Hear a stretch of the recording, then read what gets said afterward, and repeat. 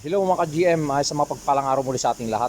Kung makikita po ninyo, no, mayroon tayong isang makina dito, pinold down natin dito sa ating sasakyan nating customer, no, dito sa isang Ford Explorer 2018 model.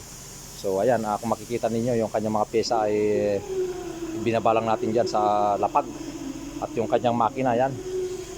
Yan yung kanyang mga pyesa diyan. So ang ginawa po natin dito, no, pinold down natin yung makina.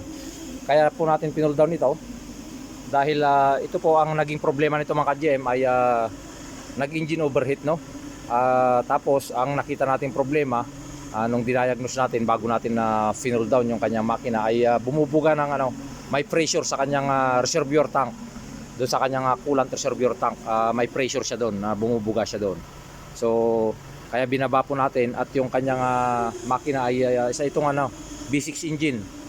Yan, kung makikita ninyo, 6 cylinder siya, no.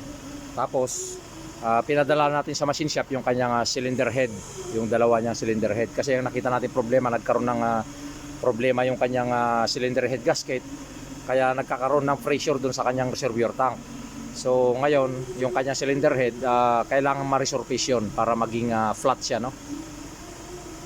Tapos in-order na rin natin yung kanyang mga pyesa rito, yung kanyang chain guide, saka yung kanyang chain tensioner, no, yung timing chain tensioner, saka yung kanyang timing chain guide.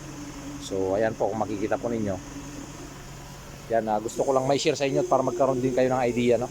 Tapos dito yan, yan yung kanyang mga pyesa, bali nagkalat-kalat na dyan. Tapos ayan po, yun po yung nakita natin dito, kasi itong niya na to, na daw to, pinapalitan na daw ng ating customer sa ibang workshop, no, dati napalitan na ito. Kaya kung makikita nyo yung kanyang oil cooler ay bago na siya. Tapos yung problema niya ganun pa rin, pa rin siya, tumataas pa rin yung kanyang gauge, tapos bumubuga nga ng pressure dun sa kanyang reservoir tank, sa kanyang coolant.